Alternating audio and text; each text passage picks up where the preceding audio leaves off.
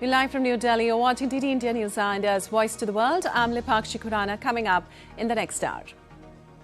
India's External Affairs Minister Dr. Jaishankar meets US Secretary of State Rubio in Washington after tariff reduction announcement ahead of critical minerals ministerial meet. On the eve of peace talks, Russia hits Ukraine's battered energy facilities, leaving thousands without heating in glacial temperatures. Donald Trump says US working on lifting sanctions with Colombia after meeting President Gustavo Petro. Both leaders hail talks. US President Donald Trump signs bill ending partial government shutdown. Another budget cliff looms over immigration and custom enforcement funding. And unbeaten India to face Afghanistan in the semis of the ICC Under-19 World Cup in Harare today.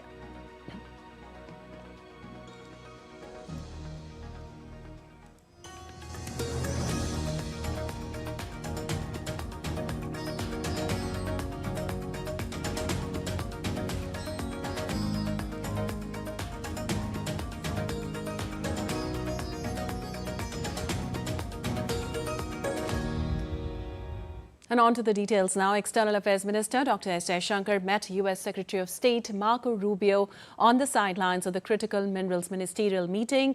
The External Affairs Minister expressed his happiness at meeting Rubio. There was wide-ranging conversation that covered bilateral cooperation agenda, regional and global issues. Well, facets of India-US strategic partnership discussed included trade, energy, nuclear, defense, critical minerals and technology.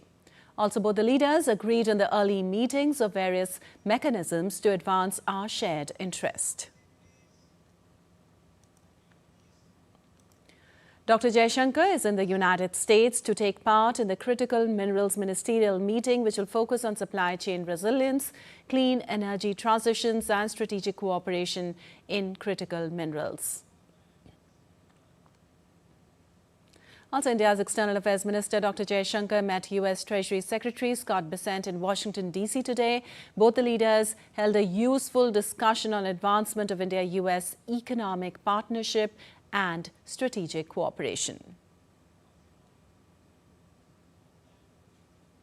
And for more on this, we are joined by Akshay Dongre. Well, Akshay, good morning.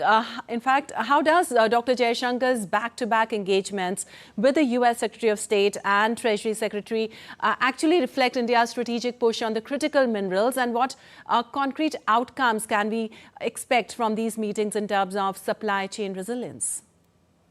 Well, Lipakshi, one thing that the world has learned as far as the 21st century is concerned is that semiconductors, advanced manufacturing, and all of these, advanced technologies will require critical minerals at some point in time. To ensure that the entire world, especially the biggest economies, are trying to ensure that dependency is cut off from a few countries that the world has right now as far as these resources are concerned.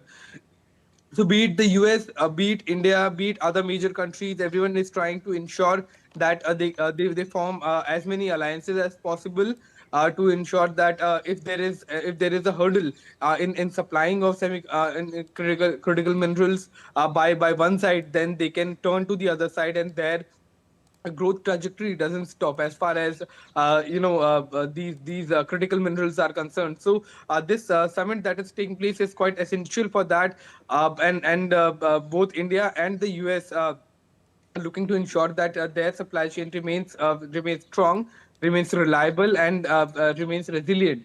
And to ensure that both the countries will have to work together. But besides that, Dr. S. Jaishankar being in the US meeting, having back-to-back meetings, has one a more important angle here, that these meetings are taking place for the first time after the trade agreement was announced by the US President Donald Trump. And it seems that the presence of India's External Affairs Minister is also quite useful to iron out all the modalities, iron out all the fine print of the trade agreement before both the countries can go ahead in that direction. And Dr. S. Jaishankar being in the US also become extremely important through in that direction as well, because both India and the US are right now trying to go as fast as possible to properly implement the trade agreement that has been announced, and the trade that is to follow the system that has to put in place to ensure that these two largest economies of the world get into the agreement as soon as possible. And the presence of Dr. S. Jaishankar in the US is also a sign of that. All right. Also, Akshay, discussions between the US and India had been ongoing on critical technologies as well. Now, with External Affairs Minister in US for critical mineral talks, can India be a part of Pax Silica as well? What can be expected at that line?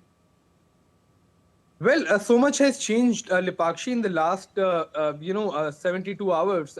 We have seen that from no deal to an entire deal Yes. announced between these two countries, and so a lot is changing at a very rapid pace. So India being part of Pax Silica is quite a small thing as compared to that, because if the two countries can actually get into the trade agreement, then the semiconductor and the critical mineral initiatives that have been taken by the US are not a big hurdle, I would say. All right. Thank you so much, Akshay, for all that information. And moving on, in a pivotal moment for bilateral ties and global commerce, tariff on Indian exports to the US will be reduced significantly, providing much-needed relief for India's labor-intensive sectors. Now, this move bolsters India's exports to its top market and advances New Delhi's $1 trillion export target amid rising global protectionism. Our next report has all the details. India and the United States have announced a significant tariff reduction on Indian exports, slashing rates to 18%, easing months of trade tensions and igniting optimism across India's manufacturing sector, stock exchanges, and investor circles. Prime Minister Narendra Modi shared the news on X, and he said, "Wonderful to speak with my dear friend President Trump today. Delighted that Made in India products will now have a reduced tariff of 18%. Big thanks to President Trump on behalf of 1.4 billion people of India for this wonderful announcement." At 18%, the headline tariff positions India favorably against ASEAN nations like Thailand, Indonesia, and Vietnam, which are facing up to 19 to 20% tariff. This not only improves US market access for Indian goods in pharmaceuticals, textiles, and engineering, but it also removes prior uncertainties from punitive tariffs imposed last year. India-US bilateral trade reached approximately $212.3 billion in 2024, with US exports to India at $83.3 billion and imports from India at $128.9 billion. This announcement brightens FDI prospects and supports collaboration in energy, technology, and defense. This late-night announcement on Monday, coming just a week after India concluded its free trade agreement with the European Union, sharpens India's global trade strategy and integrates it deeper into Western markets. Jessica Taneja for DD India. And India's Commerce and Industry Minister Piyush Goyal briefed the media on key details on the reduction of tariffs by the United States, calling the India-US tariff reduction announcement a good omen for India's bright future. The minister on Tuesday said the deal would open up vast opportunities for the poor, fishermen, farmers and youth. Bharat के भविष्य को चार चांद लगाने वाला trade deal माननीय प्रधानमंत्री नरेंद्र मोदी जी के नेतृत्व में कल रात फाइनलाइज किया गया है। मैं 140 करोड़ देशवासियों की तरफ से माननीय प्रधानमंत्री नरेंद्र मोदी जी का धन्यवाद करता हूं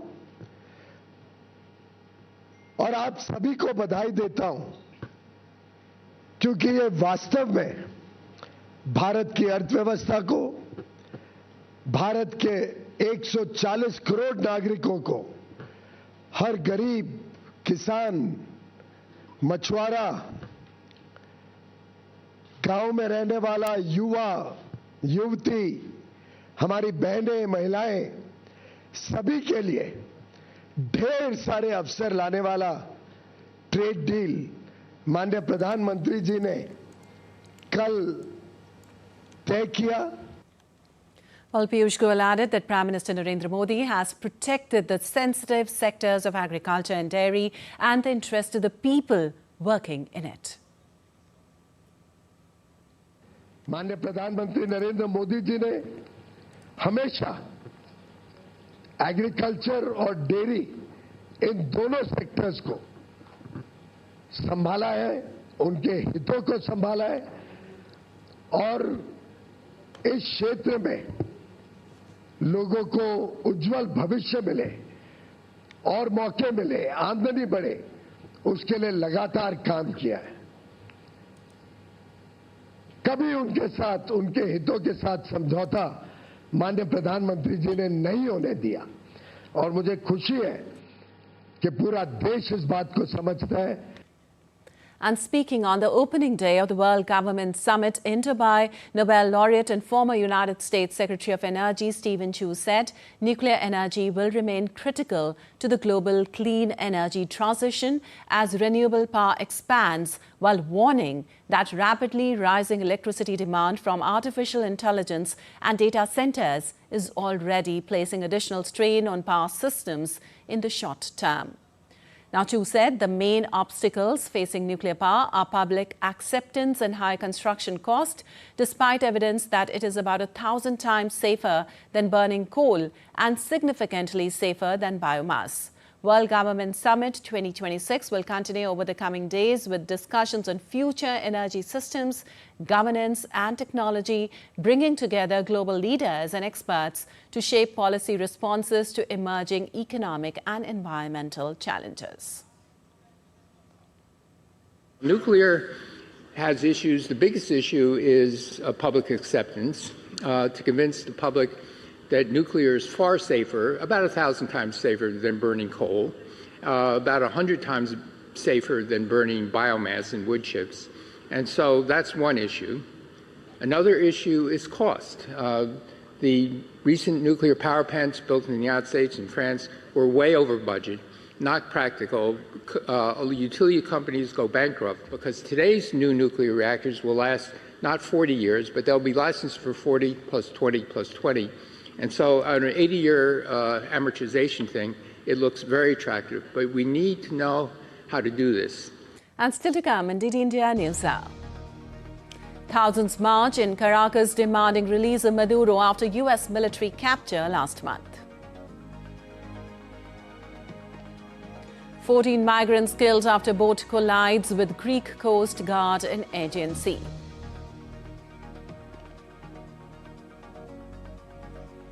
And Rio worshippers honor sea goddess Yemanaja, seeking blessings and protection.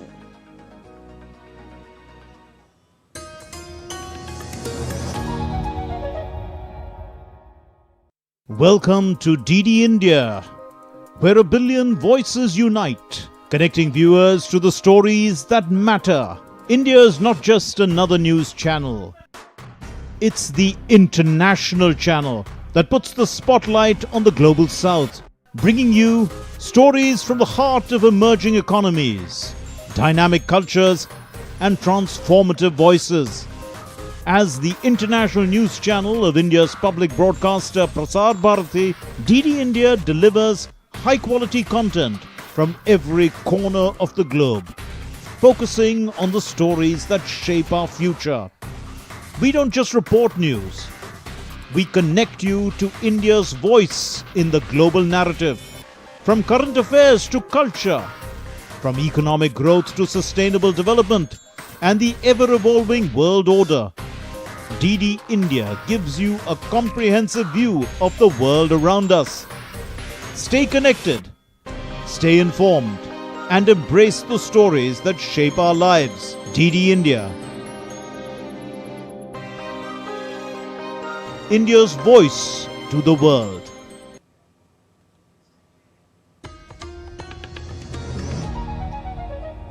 Welcome back. You're watching DD India News. I'm Lipakshi Khuranan. Moving on, Ukraine accused Russia on Tuesday of violating an agreement with Donald Trump to hold off from striking Ukraine's energy systems in the depths of a freezing winter as its forces carried out large-scale airstrikes on Kyiv. Now, in his nightly video address, Ukrainian President Volodymyr Zelensky said that Ukraine was waiting for U.S. reaction to Russian strikes that caused further damage to Ukraine's energy infrastructure.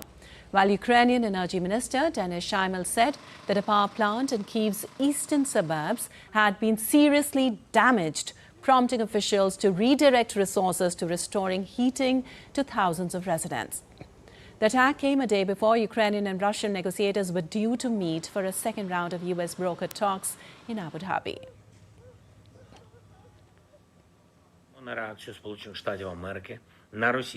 We expect a response from the United States on the Russian strikes. It was America's proposal to stop strikes on energy infrastructure during diplomatic efforts and the cold winter period. This request was made personally by the President of the United States. We see that Russia responded to this request with a record use of ballistic weapons. Not even 4 days have passed from the week that Russia was asked to observe. This also says a lot about everything else Russia promises or may promise. If their word is not kept now, what can be expected later? They lied before this war, and Russia started the full-scale war trying to deceive everyone about its intentions and about Ukraine. Well, following the Moscow strikes on Kyiv, U.S. President Donald Trump on Tuesday urged Russian President Vladimir Putin to end the nearly 4-year Ukraine conflict. During a briefing in Oval Office, asked if he was disappointed with Putin, Trump said that Putin kept his word with what he said was a halt in strikes from Sunday to Sunday. Meanwhile, NATO Secretary General Mark Rutte on Tuesday inspected a Kyiv thermal power plant damaged in Russian strikes.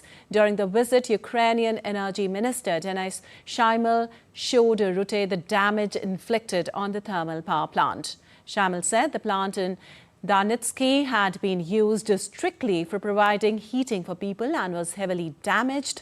He also described the problems facing Ukraine's energy system as serious and said repairs would take a considerable time. And Lithuania's armed forces began live fire drills with HIMARS rocket artillery systems on Tuesday as part of preparations to integrate the advanced weapons into their military structure. Now, the Army, in a statement, said the two-day exercises conducted with U.S. soldiers targeted areas in the Baltic Sea using HIMARS systems expected to be delivered to Lithuania later this year.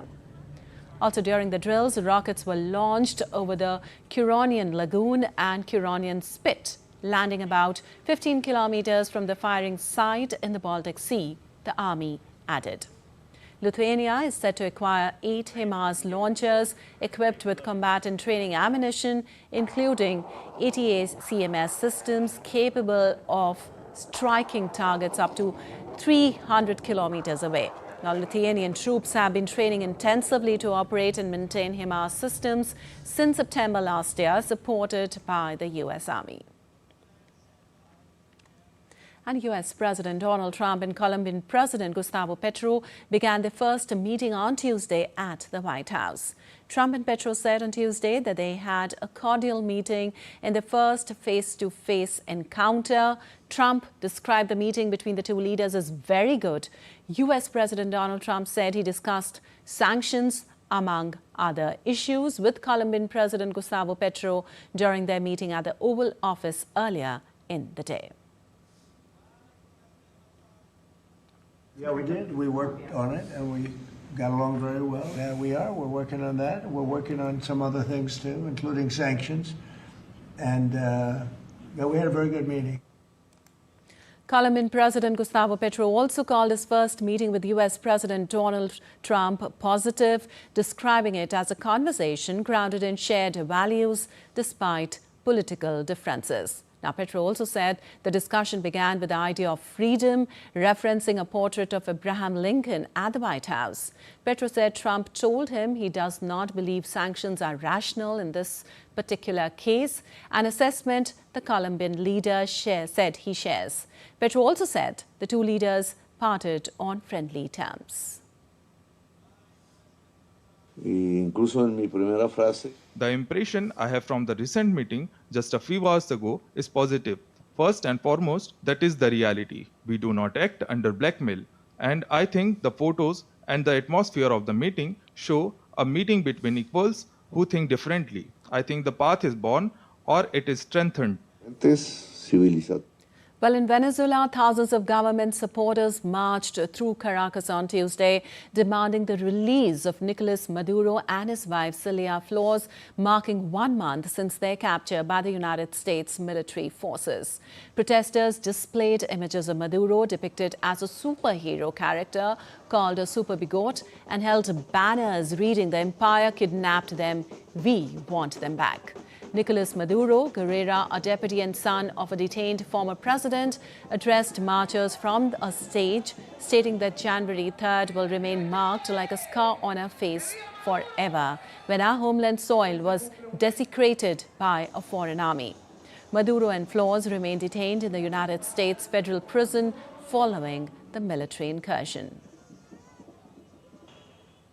And U.S. President Donald Trump on Tuesday signed a spending bill into law that ended a brief partial government shutdown and gives Congress more time to debate possible limits on his immigration crackdown.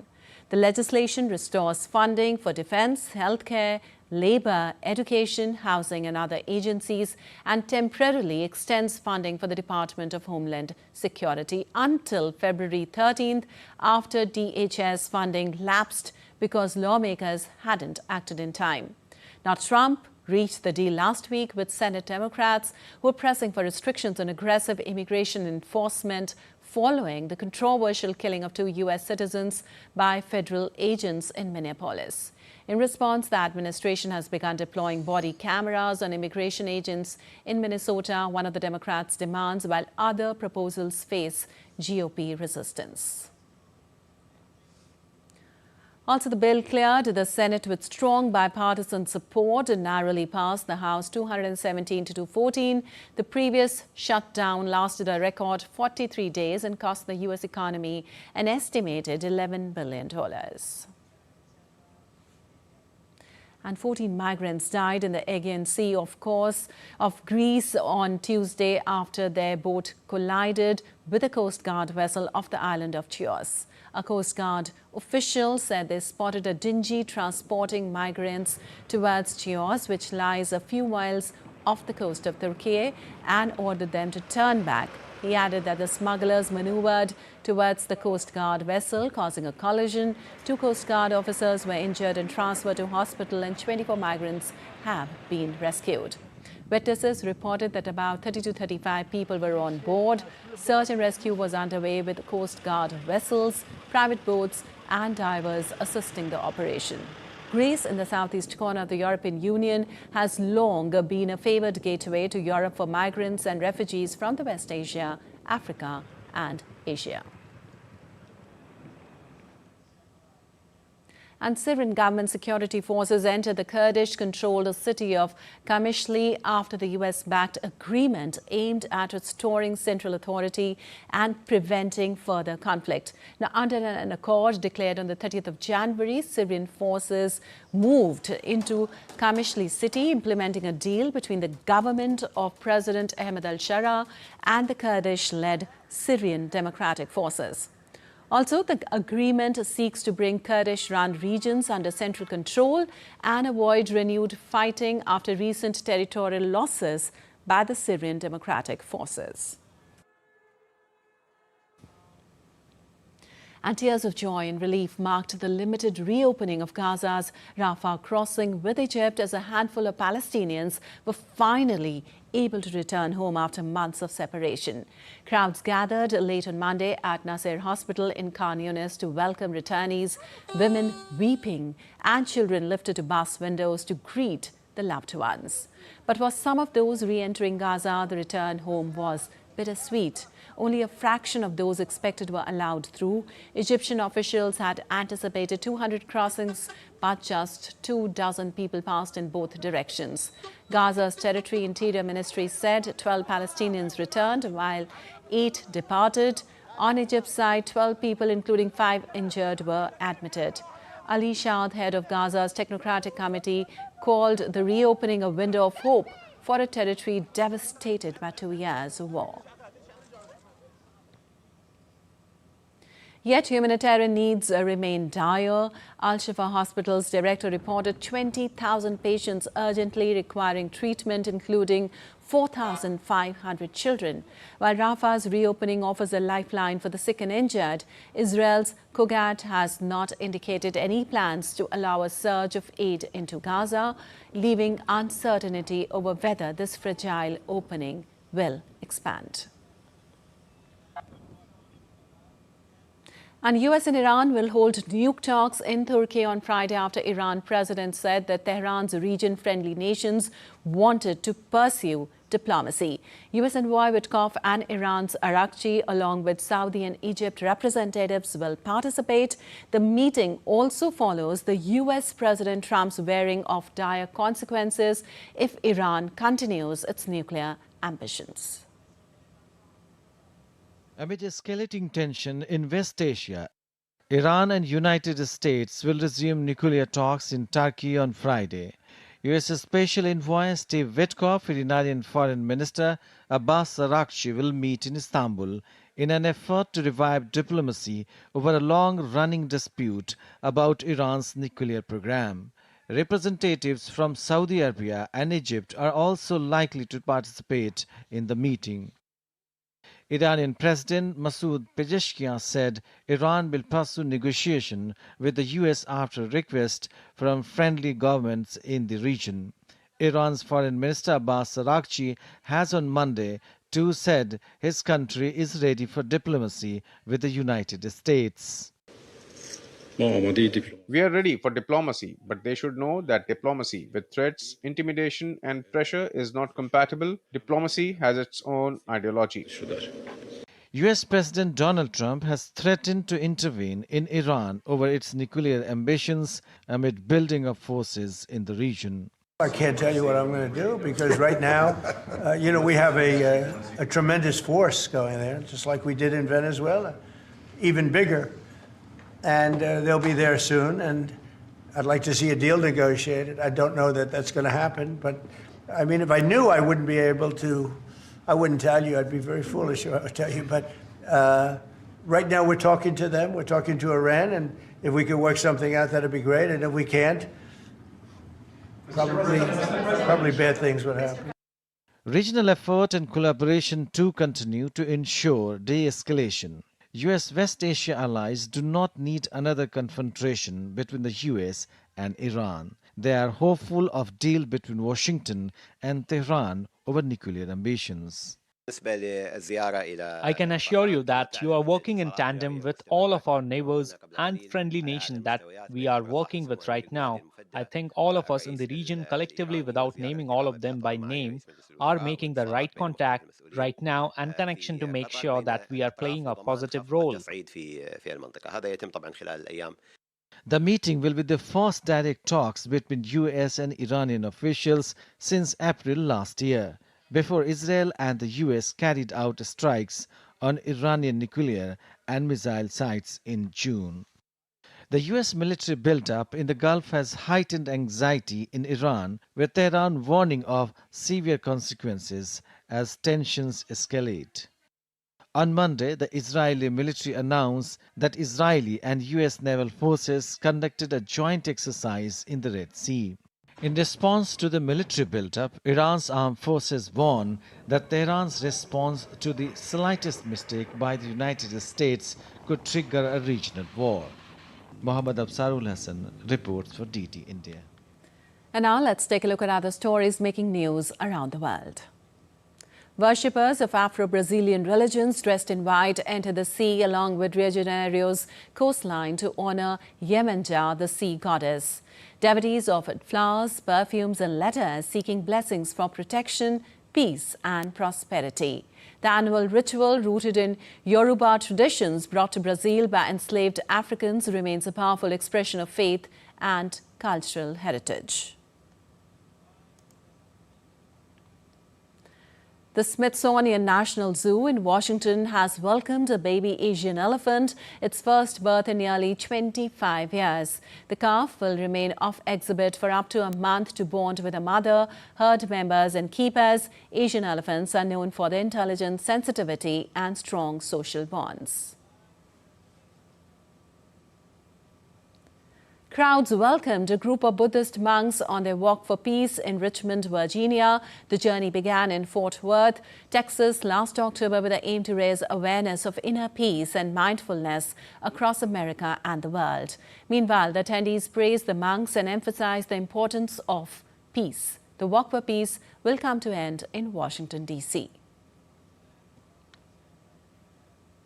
And fierce winter weather briefly brought air traffic at Frankfurt Airport to a standstill on Tuesday afternoon, forcing flight cancellations and diversions. Airport authorities said operations later resumed at nearly half capacity after snow was cleared from runways, while passengers were urged to arrive early. Germany's weather service also issued warnings for snow, black ice and strong winds as dozens of road accidents were reported amid severe winter conditions gripping the country. Also, a house along the North Carolina coast has collapsed into the ocean amid powerful tides and erosion. The incident is part of a growing pattern of coastal damage in the town of Buxton. The oceanfront home collapsed after high tides weakened the shoreline. Local media reported that 4 homes have fallen into the sea since February 1st, forcing temporary beach closures. Officials warn that continued coastal erosion remains a serious concern for the area.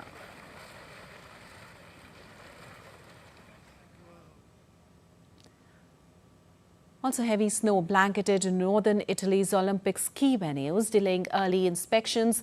Livigno woke up to fresh snowfall, giving the Milano Cortina Games a winter wonderland backdrop. Snowfall was heaviest in the morning at Livigno. The venue was for snowboarding and freestyle skiing. By midday, the snow eased to light flurries, allowing testing and preparations to continue. Authorities said travel may remain tricky on mountain roads as temperatures stay below freezing.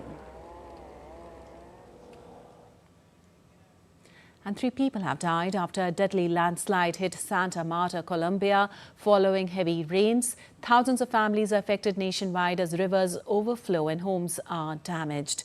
In Magdalena, Santa Marta, a landslide of mud, rocks and trees destroyed 8 homes and damaged at least 50 more. Meanwhile, in Cordoba, residents evacuated flooded streets by canoe as the San Jorge River breached its banks. Colombia is experiencing an unusually heavy rainy season with rainfall up by 64% and a severe impact across multiple regions. The 25th edition of the World Sustainable Development Summit will be held in New Delhi from 25th to 27th of February, bringing global focus on climate action, energy transition and sustainable development. Organized by the Energy and Resources Institute, the Silver Jubilee edition will bring together global leaders, policymakers, industry representatives and experts. The summit will deliberate on sustainable development challenges, associated cost and actionable solutions under the theme Transformation, Vision, Voices and Values for Sustainable Development. Bharat को भी विश्व स्तर पर competitive कैसे रहना है और at the same time हमको ये भी देखना है कि हमारी जनसंख्या बहुत ज़्यादा है. हम पर कैपिटा कंजम्पशन कम की बात करते हैं, जो कि फिर ऊपर जाएगी क्योंकि जैसे ही इकोनॉमिक स्टेटस इम्प्रूव होता है आपकी कंजम्पशन बढ़ती है, सबसे ज़्यादा एनर्जी में. और दूसरी चीज़ रहती है कि जो कुछ भी इंडिया में बनेगा, इंडिया की मार्केट के बाद मुझे एक्सपोर्ट करना है, तो मुझे इंटरनेशनल लेवल पे कॉम्पिटिटिव रहना है. But a rare wildlife rescue unfolded in Himachal Pradesh's Kullu district, where a Barasingha was saved from danger near the Tirthan river. The operation was carried out through swift action by forest officials and local residents. The incident took place late on Tuesday evening in Bali Chonki, Kullu, after a rare deer was seen fleeing from suspected poachers along the river bank. Forest Department teams from Banjar, along with local residents and an animal husbandry official, rushed to the spot. With coordinated efforts and courage, the animal was safely pulled out of the water. The rescued Barasinga was later handed over to the Forest Department for further care and protection. And moving on, Sri Lanka is celebrating its 77th National Day today. The official celebrations are underway at Independence Square in Colombo, featuring a military parade, cultural performances and a special address by President Anurakumara Dissanayake. In his National Day address, President emphasized that the next foremost objective for the island is to ensure that the macroeconomic gains achieved so far flow to communities of all ethnicities across all provinces of Sri Lanka.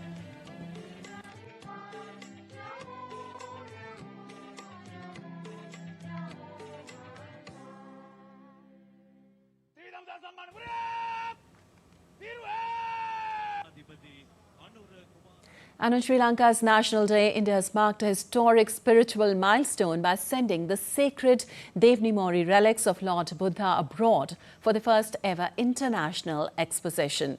The holy relics will be enshrined at Colombo's revered Ganga Ramaya temple from today until February 10th, where thousands of devotees are expected to gather for veneration. The holy relics originate from the Devni Mori archaeological site in Gujarat's Aravali district. These are enshrined at the Maharaja Sayaji Rao University of Baroda in Vadodara. The journey not only showcases India's rich Buddhist heritage to the world, but also undertakes profound gesture of spiritual outreach and cultural diplomacy towards Sri Lanka. On 4th of February, the Devni Mori relics of Lord Buddha will be taken to Sri Lanka. This was an announcement of our Honorable Prime Minister during his visit to Sri Lanka, and they will be going out of the country for the first time. Both the son and daughter of Ashoka went to Sri Lanka with the Bodhi sapling as well as the message of Lord Buddha. So this exchange will actually be extending our friendship with Sri Lanka. We are hoping that lakhs and lakhs of devotees in Sri Lanka will get a chance to feel the presence of Lord Buddha and to bask in the glory of his message. Unbeaten India correspondent Ahmed Mayuin Farooqi joins us from Colombo for more on this. Well, Farooqi, on Sri Lanka's National Day, how significant is the arrival of Devni Mori relics of Lord Buddha for devotees and for India-Sri Lanka cultural ties as well? Lepakshi, there are several reasons why this is a very significant moment for Sri Lanka as well as for India. First of all, if we have to look at the timing, yes, today is the National Day celebration where there is a lot of symbolic resonance with regard to the importance that Sri Lanka places on Buddhism here. At the same time, when we are seeing there are civilizational ties that exist between India and Sri Lanka that go across millennia. So this is one of the most important connections that exist between the people of both countries. So as we talk about both countries having civilizational ties, the Buddhism is one of the most important binding link. This is the second element. The third element is this is the first ever international exposition of the Devni Mori relics. Now, if I have to again talk about the Prime Minister's visit to Sri Lanka in April 2025, the Prime Minister Narendra Modi had mentioned that these relics will be shared with Sri Lanka as an exposition would be done. And according to that promise of the Prime Minister, these are being brought here today. So these are the important elements. But most importantly, India has been a very important element with regard to Buddhism itself in the entire world. Being the birthplace of Lord Buddha, India also has been showing that it's a very good conservator as well as protector of the Buddhist heritage, of the global Buddhist heritage. It has shared the Buddhist relics to various countries, to Thailand, to Russian Federation, to Bhutan, to Vietnam, now Sri Lanka as well. So all of these shows that India is very responsible with regard to being a protector of the Buddhist heritage globally. And this is something which India also wants to prove it in the manner that in the cultural diplomacy it's showing. So all of these together, it brings about a very important milestone in India-Sri Lanka relations, Vipakshi. Absolutely. Also, Farooqi, what kind of public response and security arrangements are being seen at the Gangaramaya temple as thousands gather to venerate the relics? Lepakshi, the exposition is going to be a week long. It will go on till 10th of February. 11th February, it will be returning back to India. All that said, Gangaramaya temple has been making suitable arrangements, ensuring that safety and security of the relics is paramount. That is one. Secondly, they have also made sufficient arrangements, keeping law and order on one side, as well as the facilities for the devotees to come and venerate at the relics. That is also another. So sufficient arrangements have been put in place. That is one. At the same time, the chief incumbent of the Gangaramaya temple, as well as the chief prelate for the entire Western province, Venerable Kirindaya Sajit Biro, had mentioned that they have put all the systems in place at the Gangaramaya temple so that lakhs and lakhs of devotees could come over the entire week-long period and venerate at the temple where the exposition would be held. All right. Thank you so much, Farooqi, for all those details from Colombo. And moving on, why Khem Chand Singh has finally been chosen by the BJP as the legislative party leader in the northeastern state of Manipur. He will be the next Manipur Chief Minister. In a social media post on X, Khem Chand Singh said he is committed to fostering empathy, compassion and harmony among all communities in the state. Khem Chand expressed his sincere gratitude to Prime Minister Narendra Modi, Home Minister Amit Shah, BJP President Nitin Nabeen and all the party MLAs for reposing their trust in him by electing him as the leader of the BJP Legislative Party. Also earlier, the BJP Legislative Party of Manipur elected 62-year-old Singh as its leader at a meeting held at the party headquarters in New Delhi. It was attended by 35 of the 37 BJP MLAs, besides the party's central observer Tarun Chugh, its northeast in charge Sambit Patra and BJP state president A. Sharda Devi, among others. And a vast sunflower field in Kerala's Bison Valley has emerged as a new tourist attraction, offering visitors a rare floral landscape amid the misty hills of Idukki. Sunflowers stretch as far as the eye can see across this region, drawing tourists to Kerala's Bison Valley for a site usually associated with neighboring states. Nestled at the foothills of the misty Idukki high ranges, this 40-acre sunflower field has been developed by a local farmer and tourism entrepreneur. Surrounded by cardamom plantations, the field blends into the quiet of the hills, offering a striking contrast of color and calm. The site is just a kilometer from Bison Valley town. A dedicated children's park and well-maintained greenery have helped turn the area into a complete family destination. The main reason behind developing this is tourism. Also, there wasn't any sunflower garden here. People had to go to Tamil Nadu to see one. We also have a small children's park. Last year, everyone suggested that if we develop something for children, families can spend time here. Sitting beneath the bamboo groves feel like being in an air-conditioned space. Beyond the sunflower fields, an acre of land is dedicated to tall bamboo varieties, which form natural canopies, offering cool, shaded spots for visitors to rest. To ensure visitors find flowers in bloom throughout the year, sunflowers are cultivated in 2 phases, allowing one field to blossom as another fades. And tropical rainforests are among the most extraordinary and biologically rich ecosystems on the earth. Rainforests in India are primarily concentrated in the Western Ghats, Northeast India and the Andaman and Nicobar Islands, characterized by high rainfall of more than 200 centimeters.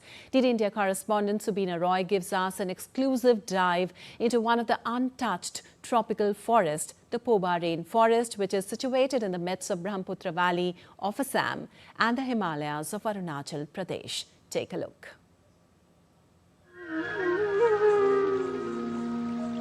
Rainforests, often called the lungs of nature, which are vital for the existence of this earth, as they act as vital carbon sinks, absorbing vast amounts of carbon dioxide and releasing oxygen, which helps regulate the Earth's atmosphere and climate. One of the richest rainforests of Northeast India is the Poba rainforest. Situated at the foothills of Himalayas, the rainforest is a natural buffer zone and a crucial migratory corridor for elephants, connecting the Daring Memorial Wildlife Sanctuary in Arunachal Pradesh with the Dibru-Saikwa National Park in Assam. Poba is surrounded by the Arunachal Pradesh foothills in the north and in the east and south by the Siang, Dibang and Loit river systems and the Lali River, part of the Brahmaputra, and to the west by revenue villages of Chennai. The rainforest is home to various arboreal species, including the slow loris and capped langur, and among the most famous mammal species is the wild boar. The rainforest is also a habitat of about 45 species of birds and reptiles, and the confluence of the Siang and Loit rivers support a diverse range of fish species, including the Gangetic dolphin, and is also renowned for the soil orchids, which is unique to this region. This could be developed as a wildlife sanctuary, and I'm pretty sure the ecosystem with this 3 jungles would be creating a very historical, very wonderful, and a very perfect place ecosystem for all this wildlife out here. Poba rainforest is not just rich in biodiversity, but is also a home to few ethnic groups like Mising, Boro, Sonwal Kasari and Hajong, who put up their vibrant culture in the famous Poba Rainforest Festival, which aims to spread awareness on the importance of the Poba rainforest, which acts as a shield in protecting the villages of Chennai from severe erosion, and also promote the culture of the indigenous groups living near the forest area. It's not just a habitat for the rich wildlife, but it is also a habitat of different kinds of people, different people from different ethnicities who come together to live in some of those riverine islands which occupy near the Poba rainforest, making it a rich biodiversity spot and a rich hub of human culture and spirit. We dedicate Dibrugarh team at Poba Rainforest Festival. Subina Roy, DD India. And now let's take a look at other stories making news today. Jammu and Kashmir's scenic town of Pahalgam came alive as tourists welcomed fresh snowfall, turning the landscape into a winter wonderland. Visitors were seen enjoying the snow-covered surroundings, capturing moments and playing amid the white blanket. The snowfall brought cheer to tourists, adding to the charm of the popular hill destination. Chief of the Naval Staff, Admiral Dinesh K. Tripathi, visited the Indian Institute of Technology, Kanpur on Wednesday, highlighting the Indian Navy's focus on indigenous innovation and self-reliance. Discussions centered on aligning cutting-edge academic research with the Navy's operational needs to strengthen defense capabilities and support India's long-term vision of technological growth. In South India's Tamil Nadu state, school students from the coastal city of Thoothukudi visited the Central Marine Fisheries Research Institute for a hands-on learning experience. The guided tour, held as part of the institute's 79th Foundation Day celebrations, showcased artificial pearl production and exhibits featuring nearly 5,000 marine species from the Gulf of Mannar. Local fishermen's associations in Ullal near Mangaluru in coastal Karnataka have launched a water ambulance service at the mouth of the Netravati River to strengthen emergency response for fishermen. The initiative aims to provide swift medical assistance to fishermen in distress at sea or in the river, helping prevent loss of life during accidents and maritime emergencies. And in business news, in Bangladesh, operations at Chattogram port remained paralyzed on Tuesday as a work stoppage by workers and employees continued, with export sector bearing the brunt of the disruption. Now, repeated suspensions of port activities have caused a sharp build-up of export containers at private inland container depots, with the number rising from around 8,000 before the protest to over 10,000 by Monday afternoon. Now, exporters and shipping agents warned of growing delays in vessel departures and shipment schedules. Post workers have been observing daily 8-hour work stoppages since Saturday, protesting the government's move to lease the new mooring container terminal to UAE-based operator DP World. Importers, particularly garment exporters, are also struggling to receive raw materials on time. And Ethiopia's economy is expected to grow by 10.2% in 2025 to 2026 fiscal year, Prime Minister Abiy Ahmed said on Tuesday, exceeding the Finance Ministry's earlier forecast of 8.9%. Speaking in the parliament, Abiy said economic performance has been stronger than anticipated halfway through the year, supported by reforms under an IMF-backed program. He told lawmakers that maintaining the same level of focus and effort over the next 6 months could deliver even better results. When you add up the results we registered in various sectors in the results, we registered in the macroeconomic activities, we will secure a 10.2% growth, and that is even a very conservative one. If we work day and night in the next 6 months without distractions, just like the past 6 months, the results might even be better than that. Well, you're watching DD India News Hour. Time now for some sports news. Unbeaten and well-rounded India will face Afghanistan in the semi-final of the ICC Under-19 World Cup today. The Indian team is the most successful side in the competition's history, having lifted the trophy 5 times ahead of Australia, who have claimed 4 titles. India have enjoyed a dominant campaign, winning all 5 of their matches comfortably, including a 58-run win over Pakistan in the Super 6 stage.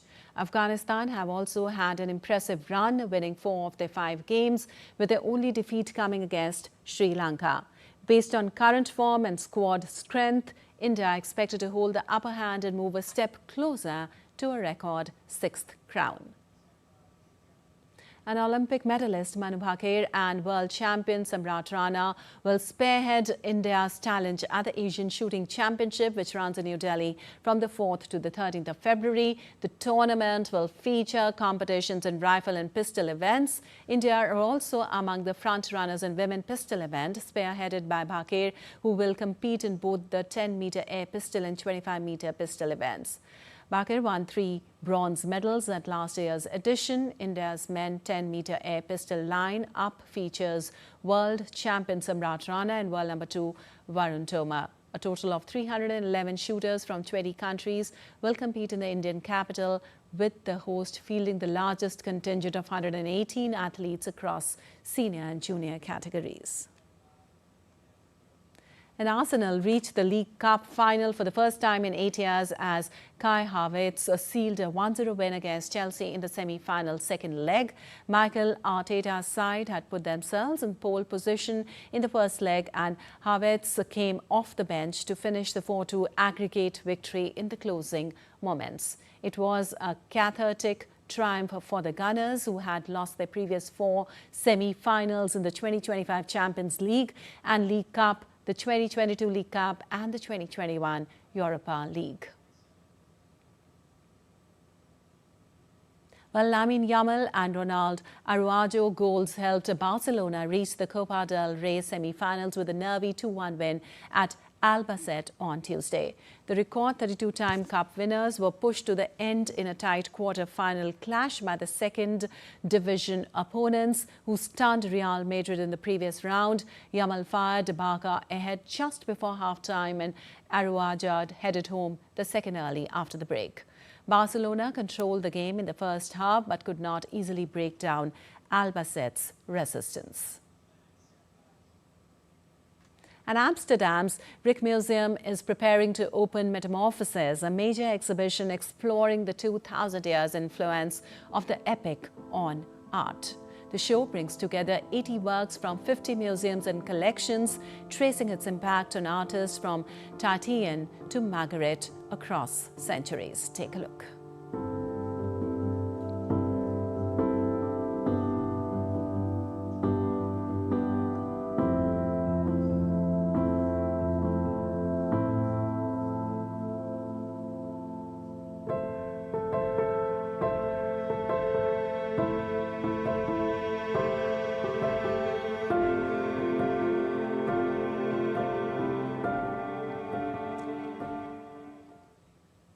All right, that's all for this edition of DD India News Hour, but let us know your thoughts on the news of the day.